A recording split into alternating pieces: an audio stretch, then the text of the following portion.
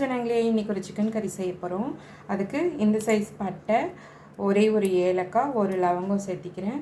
அது கூடவே அரை டீஸ்பூன் மல்லி, 1/4 டீஸ்பூன் பெருஞ்சீரகம், 1/4 டீஸ்பூன் சீரகம், 1/4 டீஸ்பூன் மிளகு. இது நல்லா நைஸாக பவுடர் அரைச்சிக்கலாம்.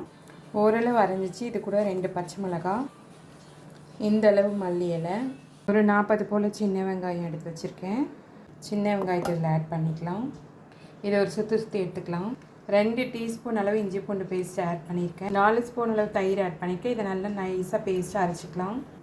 நல்லா ஸ்மூத்தான பேஸ்ட்டாக அரைச்சாச்சு.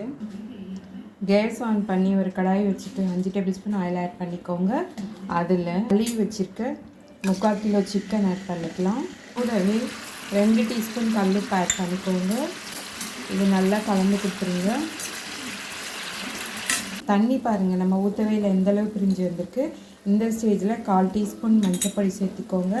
அரை teaspoon garam masala, 1 teaspoon chilli powder, 1/4 teaspoon சீரகப்பொடி, 2 டேபிள் ஸ்பூன் மல்லித்தூள் ஆட் பண்ணிக்கோங்க.